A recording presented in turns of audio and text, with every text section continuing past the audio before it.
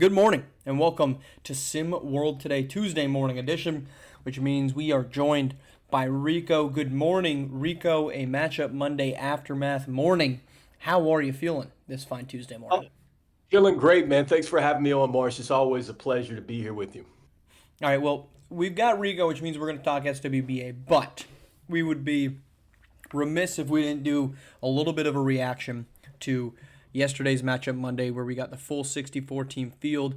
And Rico, I want to get your biggest surprise. You're our resident SWBA expert, but I know you tune in for college hoops. So, what was your biggest surprise with the bracket that came out yesterday?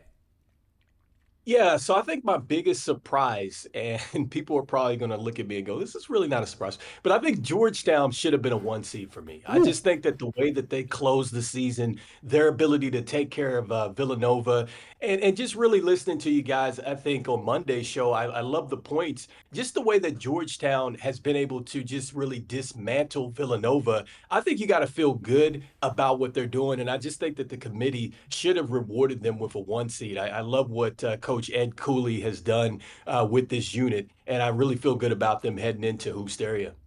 You know, I love what Georgetown has done this season. Um, I have said this now for the fourth time. If you remove their 2-6 run there in the middle of the season, this is one of the best teams in college basketball. But I think you might be a little rich for my blood on that take to say that Georgetown Okay. should have been a number one seed. Because I look at, are they better than Duke? No, they're not better than Duke. Are they better than Alabama? I don't think they're better than Alabama. Are they better than Texas? I don't think they're better than Texas. Are they better than Virginia Tech? No, I don't think they're better than Virginia Tech. So for them to come in as the second two seed behind Kansas, I actually kind of felt like this is the right spot for them because while I do think that we should be more appreciative of them, they did still have that 2-6 stretch, and I think that's probably what's weighing. I don't think it's probably. It's definitely what's weighing them down overall. Um, so I feel like that's a great take, but I don't know that I could subscribe to it just because I think we still have to acknowledge the fact that they went 2-6 at one point during the season, and that's not nothing. Right. Here's my thing, Marsh, and I like where you're coming from with that point. My only thing is, and my argument here with Virginia Tech, I just feel like for me, when it came down to winning time, I believe a lot more in Georgetown, and I just feel like that we should have rewarded them a little bit more if I'm on the committee. I'm just saying that. But I think that I would feel more comfortable maybe pushing them up there more so than a Virginia Tech. And so that's probably the team that I would probably take down and put into a two seed. But again, we're probably just splitting hairs here. But again, I just love the way that Georgetown finishes. And I think that this is going to be some added motivation as they get ready to head into Hoopsteria. And so this is definitely a team that I feel like has the biggest chip on their shoulder going into the tournament. So Georgetown and you mentioned Virginia Tech. So those two are going to be on opposite sides of the bracket. Virginia Tech is the fourth number one seed. Georgetown is the second number two seed. So that's essentially your four and your six seed. So we wouldn't see them until later. Who would you be more surprised to see in a Final Four, or excuse me, in the quad? Georgetown or Virginia Tech? More surprised to see there. I think for me, Virginia Tech, man, I'll be Okay. totally honest with that with Virginia Tech. I think that they definitely have the athletes to get it done.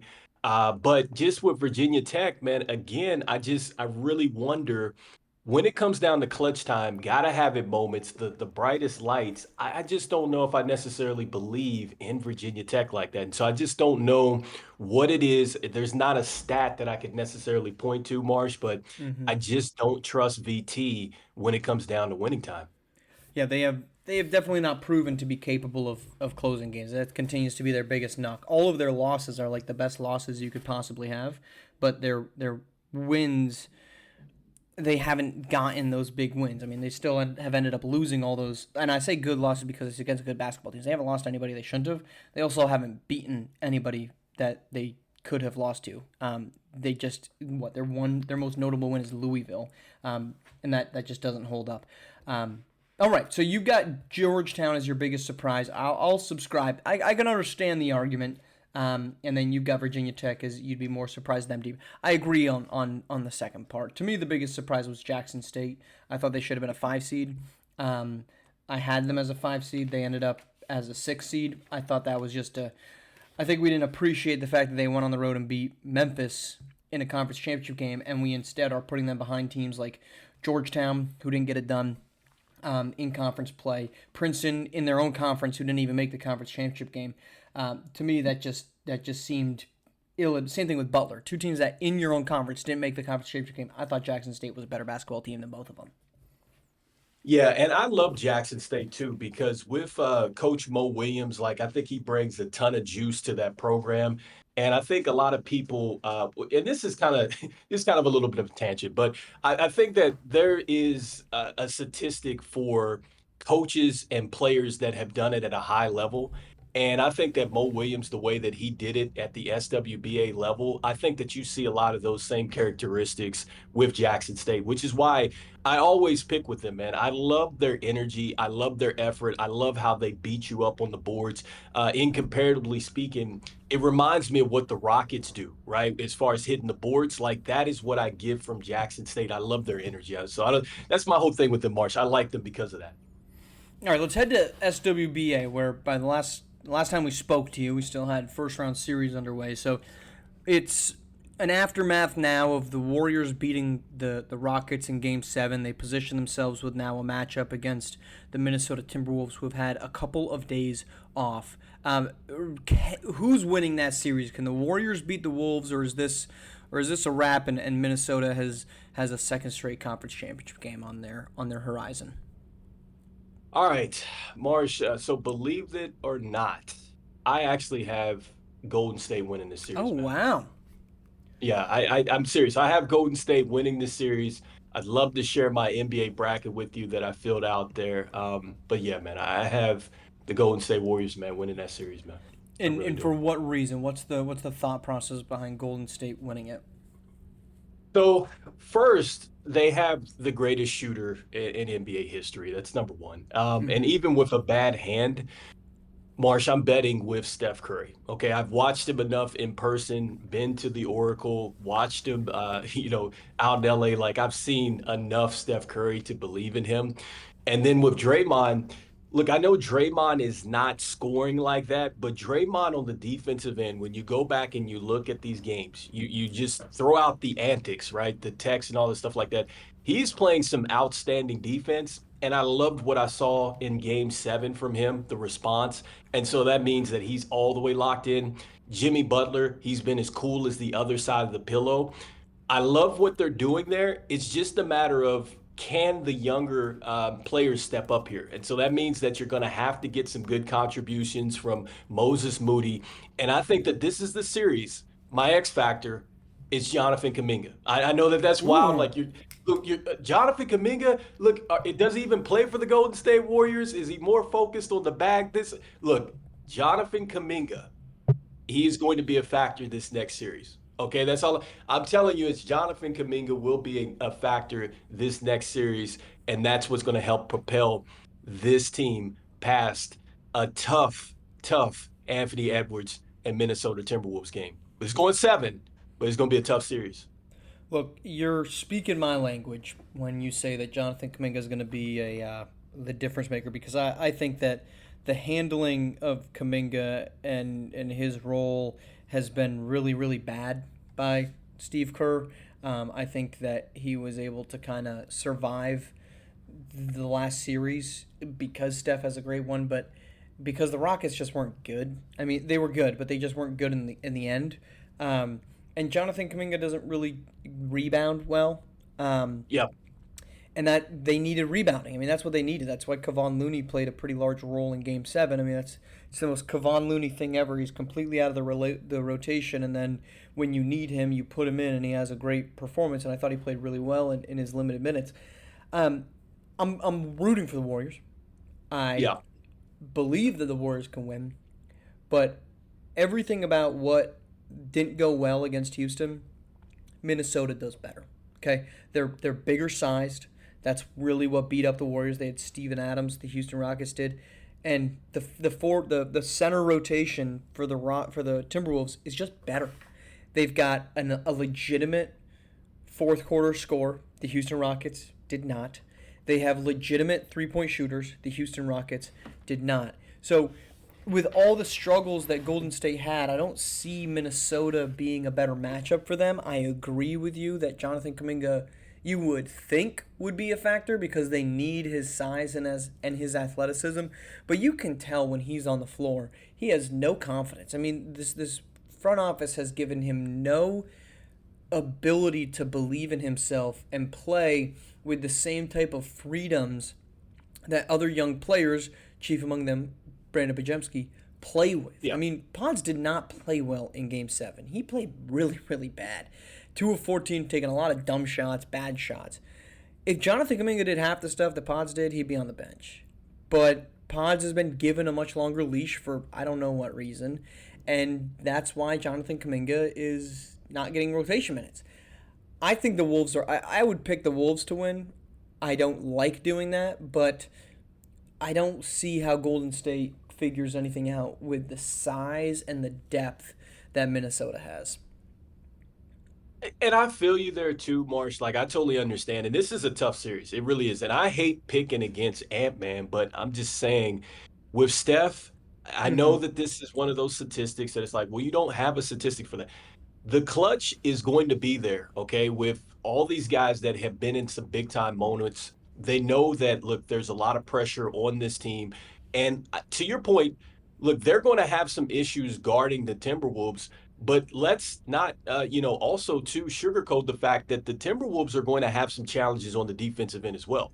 Yeah. Rudy is going to have to get into some pick and roll situations. That's going to Mm-hmm. be uncomfortable for them. Julius Randle and Anthony Edwards, like they're going to have to lock up a bit more defensively. And this is going to factor into what they're doing offensively. Because remember, what slowed down the Timberwolves, I think, last season in the playoffs was just the ability to wear down Ant-Man. And I think Mm-hmm. that the Golden State Warriors have that. They're going to hit you with maximum player ball movement. And so you've got to be alert all game long because what happens is you fall asleep and you all of a sudden there's a 6-0 run. Okay. And some of those 6-0 runs can be backbreaking to you in the playoffs. Okay. And so that's my whole thing with the Timberwolves. Like, I think it is going to go to 7. I think that we're going to see everything that we want to see as basketball fans. But I just like the Golden State Warriors to continue this magical run because it just seems like they're on one of those type of runs. They've made it out of the play-in situation. They got past the Rockets, which is a younger up and coming team. You could say the same thing with the Timberwolves, who's a step further right in their process than the Mm-hmm. um, the Houston Rockets, I would say. And so I like the Golden State Warriors here. I really do. Maybe I'm doing it out of emotional precaution. Well, if I pick the Wolves and the Warriors lose, at least I'll feel a little bit better that I got that right. Sure. But I still find it. I will be impressed. The reason that the hope that still lives inside of me is that to what you led with. Steph Curry's playing fantastic. Draymond Green is at his defensive peak, and Jimmy Butler has been really good in this postseason. All of that means Golden State. I don't think they're winning Game 1, but I do think Golden State has a shot in this series. I just don't know that I can pick them. All right, let's head over to the other side where the Indiana Pacers pulled off a stunning upset of the Cleveland Cavaliers in Game 1 of their conference semis. Um, do the Pacers have a shot, Rico? Because yesterday they looked, or 2 days ago rather, because they played Sunday, not Monday, they looked like a world beater. They looked like a team that could not only win over Cleveland, but potentially win the entire Eastern Conference. The Pacers have more than a shot. I think that the Pacers look better than what they did a season ago. And if I'm not mistaken, they made it to the Eastern Conference Finals. Yep. I was talking about this on SWBA today a couple weeks ago. The supporting cast for the Pacers, it's really been something that I think a lot of fans are undervaluing with this team. I just think that with Yep. what they have around Tyrese Halliburton, Pascal Siakam, these guys are putting in some real work. Like, I love the addition of Obi Toppin. I love the fact that they're finally letting Jarius Walker play. He was a lottery pick. I love the trade where they got Thomas Bryant to give them some added size. He can stretch the floor. We know what TJ McConnell can do. They finally have a healthy Benedict Mathurin. I believe he was an all rookie performer. I think he was on the all rookie team. And so, look, this team is locked in. And what they're doing is they're doing what I think that the Golden State Warriors would do to the Timberwolves. If you look at what they did last night to the Cavs, they just kept running. They came up, they were extending their defense, and it was like on a make or miss. The Pacers were breakneck pace down the floor, attack, attack, attack, attack, and it just like Hmm. they were getting great shots, shooting great percentages, and instead of the Cavs giving the other team the Cavalanche, it was the Pacers that gave them the Pacerlanche. And so, yes, I think that this team is for real. It can really upset the Cleveland Cavaliers. Yeah, this is a really good Pacers team. Nemhard is a really he had a great series last season against the Yeah. Celtics in the conference finals. Nearly averaged a triple double. Really big, impactful point guard for them. And he's been better this season. Pascal Siakam has been better this season. Tyrese Halliburton is finally healthy. I mean, I think people kind of forget Tyrese Halliburton a year ago in the postseason dealing with the hamstring issue. Never really looked right because he was trying to push his way back to get to 65 games for all SWBA requirements.